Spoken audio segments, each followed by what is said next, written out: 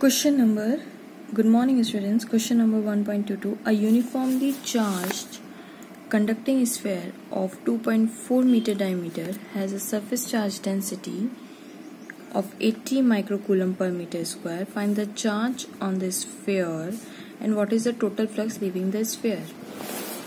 ठीक है, देखिए क्वेश्चन में जो जो चीज़ हमें दी गिवन है हम उससे काम करते हैं. Question number 1.21.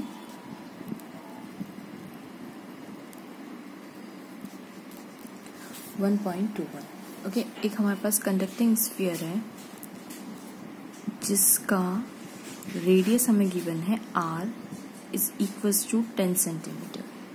Okay, has an unknown charge of electric field 20 centimeter have an unknown charge. If the electric field 20 centimeter from the center, और अभी हमारे पास हमें कहाँ ये ठीक इसका डबल होगा तो हम मान लेते हैं कि दिस इज माई 20 सेंटीमीटर.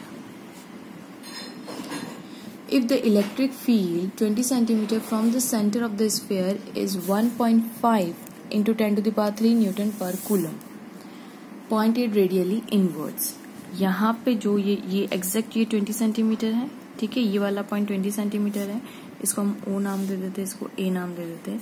तो इस पॉइंट पे जो इलेक्ट्रिक फील्ड है वो रेडियली इनवर्ड है, ठीक है, जिसकी हमें वैल्यू दे के रखी है E is equals to 1.5 into 10 to the power 3 newton पर कूलम.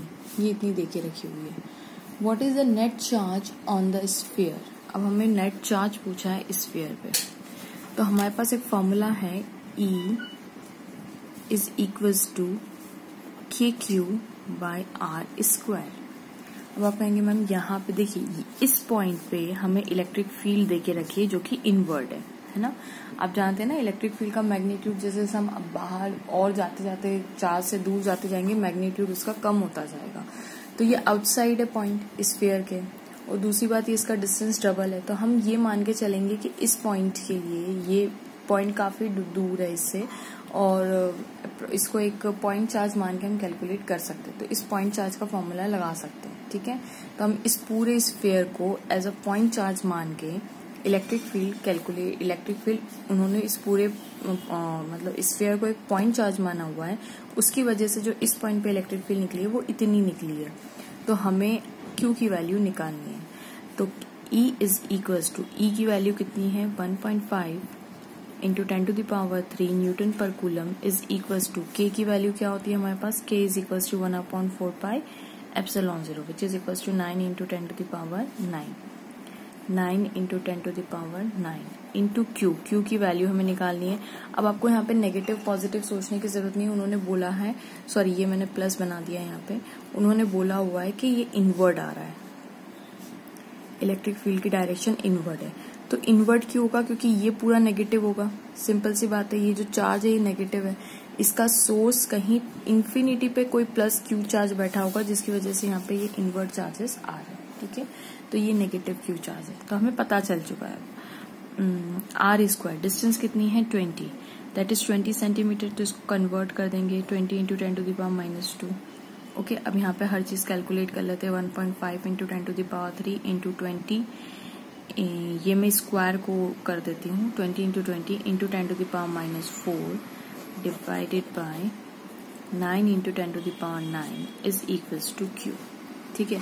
अब देखिए ये 1 2 3 2 5, ये 2 0 3 2 5 5 में से किया तो 4 बचे, और यानी ये आंसर हो जाएगा 1.5 इंटू 4 2 2 4 इंटू ये हो जाएगा 10 divided by 9 into 10 to the power 9. अब इसको अगर हम और कैलकुलेट करें तो देखिए यहाँ पे ये 1.5 पे 10 से मल्टीप्लाई होगा तो ये 15 हो जाएगा. 15 into 4 divided by 9 into 10 to the power 9, ठीक है. अब देखिए 15 4 से कितना होता है, हम इसको 3 से काट लेते हैं ना. 3 5 से 15, 3 3 से 9, ओके. और ये कुछ आएगा समथिंग 3 1 से 3, 3 3 से 9, 1.33 आएगा, है ना. तो इसको इसमें मल्टीप्लाई कर लेते हैं, you will get the answer. That is 5 into 1.33 divided by 10 to the power 9 is equals to q coulomb. तो 5 3 15, 5 3 15 और 16, 5 1 5 और 6 into 10 to the power -9 coulomb का चार्ज है हमारे पास. ठीक है, और ये नेगेटिव है क्योंकि फ्लक्स इनवर्ड आ रहा है. Okay, so this is our question. Thanks for watching.